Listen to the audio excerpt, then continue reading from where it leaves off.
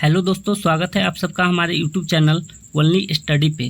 दोस्तों आज का जो हमारा टॉपिक है वो काफ़ी इम्पोर्टेंट टॉपिक है, जिसका नाम है आवर्त सारणी यानी पीरियोडिक टेबल। जो सभी एग्जाम्स में इससे एक या दो क्वेश्चन जरूर देखने को मिलता है और ख़ासकर बीएसएससी और बिहार दरोगा के में इससे एक या दो क्वेश्चन जरूर पूछे जाएंगे।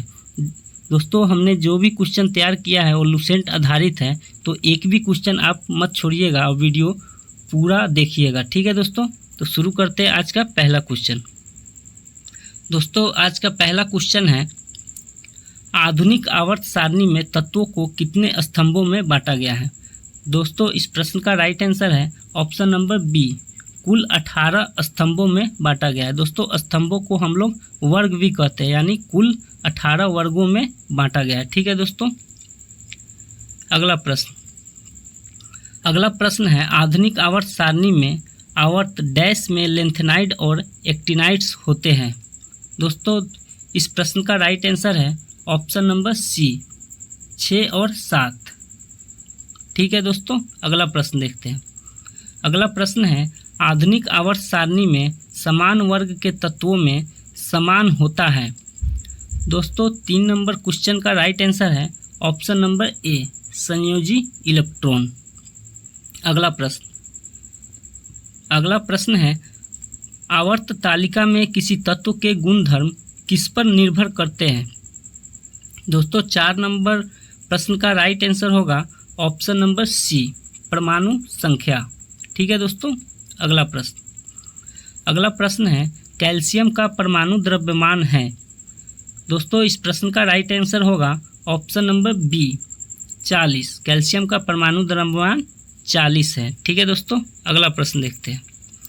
अगला प्रश्न है, आवर्त सारणी में किसी तत्व की स्थिति उसमें मौजूद किसकी संख्या से निर्धारित होती है। दोस्तों इस प्रश्न का राइट आंसर है ऑप्शन नंबर डी, प्रोटॉन। अगला प्रश्न है, लेंथेनाइड्स और एक्टिनाइड्स को डैश भी कहा जाता है। दोस्तों लेंथेनाइड और एक्टिनाइड्स को हम लोग आंतरिक संक्रमण तत्व भी कहते हैं। ऑप्शन नंबर ए बिल्कुल आपका राइट आंसर हो जाएगा, ठीक है दोस्तों। अगला प्रश्न, परमाणु संख्या 29 वाले तत्व का आवर्त सारणी में स्थान निर्धारित करें। दोस्तों परमाणु संख्या 29 वाले तत्व का आवर्त सारणी में स्थान निर्धारित करें। इस प्रश्न का राइट आंसर होगा ऑप्शन नंबर बी, 1B में, ठीक है दोस्तों। अगला प्रश्न है, निम्नलिखित में से कौन सी अक्रिय गैस 5 आवर्त में स्थित है। दोस्तों इस प्रश्न का राइट आंसर होगा option number C, xenon. Xenon अक्रिय गैस जो है वो 5 आवर्त में स्थित है। दोस्तों क्षैतिज लाइन जो होती है उसको हम लोग आवर्त कहते हैं, और जो खड़ी लाइनें होती है उसे हम लोग वर्ग कहते हैं, ठीक है दोस्तों। अगला प्रश्न है, विद्युत ऋणात्मकता किसी परमाणु की डैश की क्षमता की माप है। दोस्तों 10 नंबर क्वेश्चन का राइट आंसर होगा ऑप्शन नंबर सी, इलेक्ट्रॉनों को आकर्षित करने। अगला प्रश्न है, निम्न में कौन सा तत्व लेंथेनाइड्स नहीं है। दोस्तों इस प्रश्न का राइट आंसर होगा ऑप्शन नंबर डी, Pu।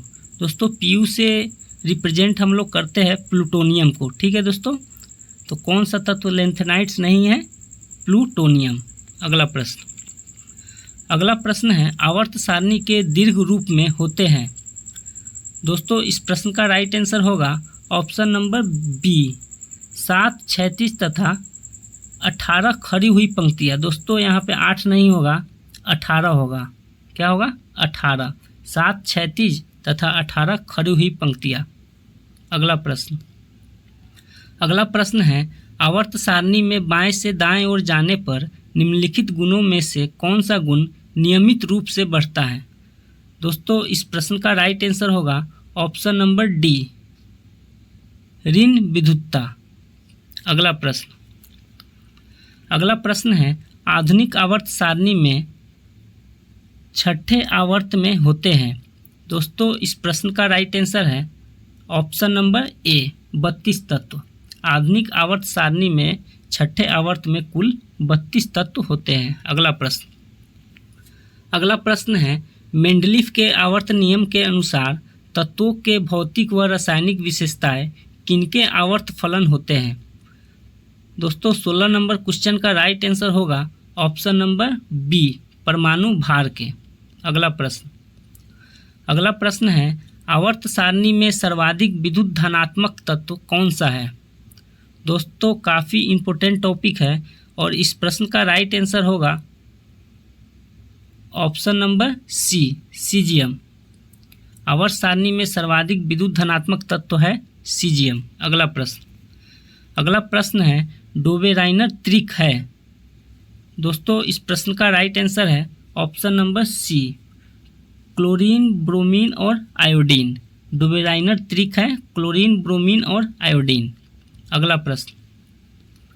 अगला प्रश्न है, आवर्त सारणी के किसी आवर्त में बाएं से दाएं बढ़ने पर धात्विक गुण? दोस्तों इस प्रश्न का राइट आंसर है ऑप्शन नंबर बी, घटता है। आवर्त सारणी में किसी आवर्त में बाएं से दाएं जाने पर धात्विक गुण घटता है दोस्तों।